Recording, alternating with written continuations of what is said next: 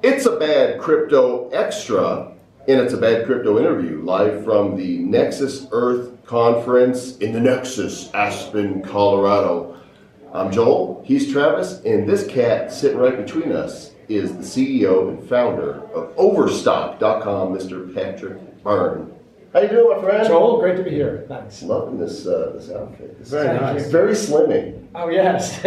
Well, I go for Asian clothes. I find them very comfortable, so I always pretty much dress Asian. You seem kind of zen. Like I heard you give some of your talking on the panel, and you're just kind of this chill guy. What a nice thing to say. Yeah, it is cool. We're very nice here on the Bad Crypto Podcast. We might want to call it the Nice Crypto.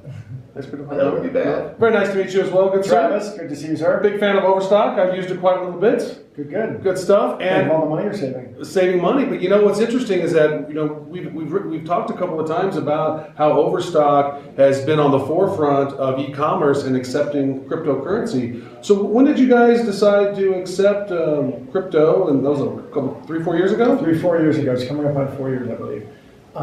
Yes. And it was actually kind of an offhand remark. I was tuned into it, but I didn't really have any definitive plans. Maybe in the following a couple of years I'd adopt it. And a journalist asked me about it. I mentioned it, and it appeared in her article. It was a Christmas season article, just this little mention. And I got these Google alerts from all over the world, and in Korean and Thai and whatever, just which told me that there was this subculture out there that was tuned into this and not to wait too long. And so 10 days later we got it. So there's kind of, at that point, you're kind of like, oh, crap, we better do it. We got to do this. I stuck 40 people in a room, and in 9 days they got the thing built out and integrated and live. You didn't let them out for 9 days. Slid pizzas under the door. Bought with Bitcoin, undoubtedly, right? And so how has that worked out for Overstock and for your customers? Well, it's worked out, truth be told, only about 0.2% of transactions are through Bitcoin, but it is a new 0.2%. That's nothing, it's a few $1 million, $4 million. It's also, and we save money on that. We should probably start giving back. Say if you buy with altcoin, we now accept dozens of altcoins, by the way. Including Litecoin. Which I just got my new Litecoin shirt. Thank you very much. What about Badcoin? You accept that yet? I don't know Badcoin. Our audience does, which is great. We created our own Badcoin. 10 billion of them. And we're just giving them away. We're giving them away, yeah. And you get Badcoin, and you get Badcoin. We're going to give you some Badcoin for being on the show, actually. I love it. That's great. That's great. So, whenever people are purchasing in altcoins or in Bitcoin, are you guys hodling? We're hodling 50%. Aha. 50% we turn into fiat US dollars because we need to pay our distributors who still believe in that stuff. Mm-hmm. So we do. Is that immediate? Like the money comes in, they pay with the crypto, and you immediately transmute 50% of it? That's correct. Into fiat? Correct. Because it could go like that, and you could big win or big loss, and you don't want to take that risk. Yeah, that's not the main. We can live with a 10-minute risk in either direction, that kind of a deal. But it's really we were only keeping 10% in the crypto, but we recently decided to expand to 50 because we were doing so well with it. And because there's a number of other things we discovered that I had no idea that Overstock is doing that are blockchain related. Oh, yeah. Can you talk a little bit about tZERO, right? Sure. Well, I'll tell you the big picture is that we decided when we took this Bitcoin, it was to take Bitcoin, it was also to really learn blockchain because we knew that this blockchain thing was going to be mega disruptive. And in fact, I was out at a stealth company in Silicon Valley once that had, a few years ago, that has 160 functions on the board, sort of things that tie society together, from land titling to notary public, and that are going to get disrupted through crypto. So we invested in what we thought would be, we formed an incubator / venture capital group called Medici, and it invests in, we wanted to be where blockchain meets the creation of money, so blockchain meets central banking. Blockchain meets the creation of capital, which is land titling. Blockchain meets capital markets themselves, and that's tZERO. And we also have investments in firms that are doing identity and voting. So those, to me, are the fundamental processes of the new age: the creation of money, capital markets, identity, and voting. And that's what this Medici, that's where it focuses. Medici. How is that spelled?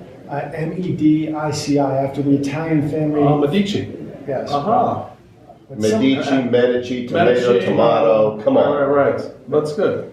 That they introduced double entry bookkeeping for the West. In the South, it's Medici.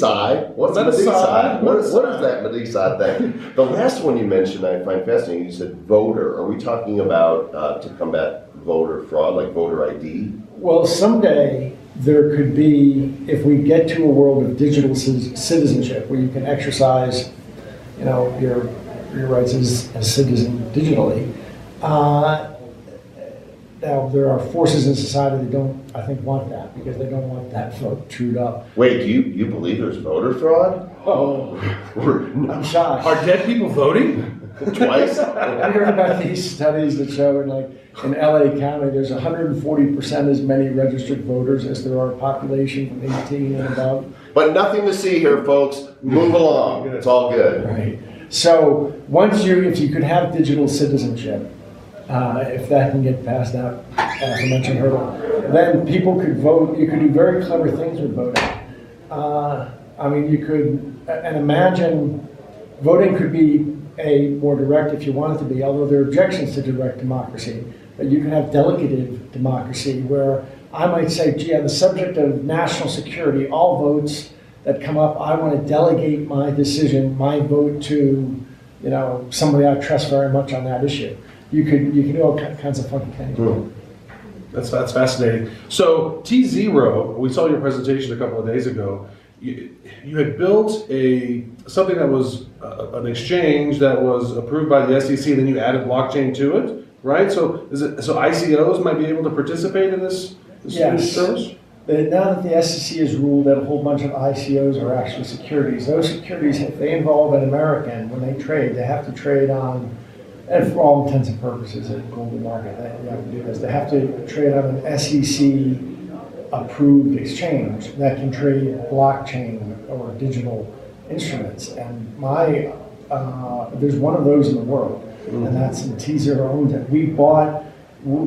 Overstock funded the acquisition of this company, SpeedRoute, which was a routing company, routed orders on Wall Street, and they had an ATS that was already, SEC registered and whatever their words are, and legal and everything. So what we did was we bought it and then blockchainized the systems. I made up that word. You Blockchainized. You backdoored that. Right? Because it's totally legit. There's nothing wrong with it. But they said, yeah, you can do this, and then you're like, okay, well, we're going to just put a little hash in there. Blockchainized it up. Well, that's your interpretation. The SEC I don't know what their interpretation is. I think that probably we were lucky to get through that one. I'm not sure that they quite well. Anyway, Is your lawyer around? Do we need this? It seems to us, I thought that they were quite comfortable with it, but it seems that some months after they gave us deemed approval, they evidently realized. I was quite flattered. I thought, gee, that they wanted to get that they were fine giving this with me. We have this long history. I 10 years ago, I was accusing them of being a captured regulatory body. Google that, by the way, if you want to see the whole story about the battles that this gentleman has gone through. That was quite a adventure. No, I like to think, and they seem to be much better these days than they were 10 years ago, and they're being much more professional. And so I got this deemed approval. I thought it was great. It was like a couple months later they got back in touch, and it seems like maybe it had reached the level where people had freaked out that I, Patrick Byrne, had gotten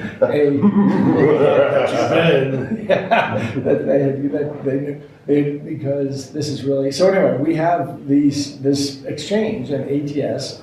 Perfectly legal. It's been in business for years, and it's trading blockchain now. And I'm going to give you. So, what word were you using? You blockchainized it. Give me a better word. Here, I'm going to give it to you right now. Blockchainified. Blockchainified. Right. There you go. All up in it. So is it tZERO.com? tZERO.com. tZERO.com. Excellent. I want to ask a question because we have a lot of listeners that are maybe curious about, well, how do we accept Bitcoin? Or maybe there's some merchants out there that want to accept some of these cryptocurrencies, and you've kind of paved the way, right? You've at least pioneered. You've cut down some of the trees in the wilderness to kind of pave a way for that. I love the imagery. Oh, it's so nice. That Patrick with a big axe. Yeah. So what kind of recommendations would you give or advice to maybe a company that's looking to accept some of these cryptos? Well, you probably go to a firm like Coinbase and or wallet. Do you have other wallets that you like to mention? There's other wallets that we There's like. all kinds of there's exchanges and wallets. I mean, Jack's wallet, Exodus wallet, right? And then you got Poloniex and Bittrex are popular exchanges. Correct, and all that good stuff. And tZERO. Well, we've made a deal with Coinbase as a merchant to accept. So we actually have our wallet. Yeah. Just give them a little pump there. Very good. Very good. Such a deal. Now, you told me about an article this morning as we were getting ready about Amazon. And what did you read? So there was a tweet that had come out, and it was a conversation between some executive at Amazon saying that there might be some news coming up in October, and they said probably at their third quarter, earnings report that they may announce that they're going to start accepting Bitcoin.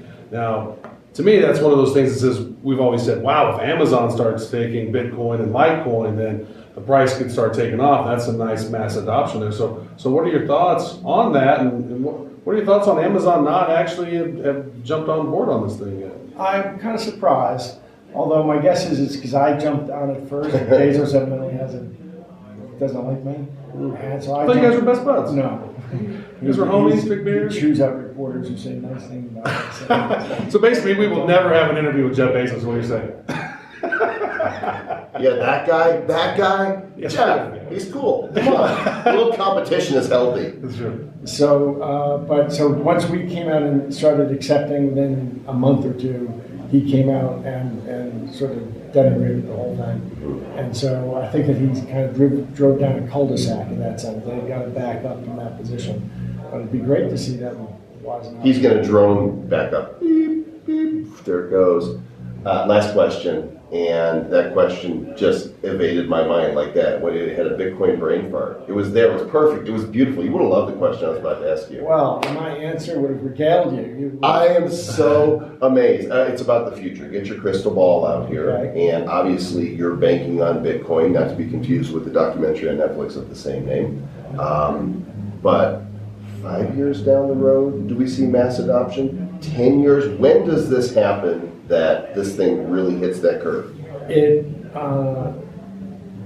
It goes through the tipping point, for one thing, God, inshallah, or whatever, when that we have built out the appropriate systems when there's a dollar crisis. So I think that someday there's going to be a dollar crisis, because I just don't keep I'm amazed we got through as much as we have. You say crisis, do you mean collapse, or this is really getting worse? Somewhere between Great Depression and Venezuela.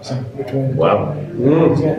I was just down in South America. The average Venezuelan has lost like 19 pounds this year.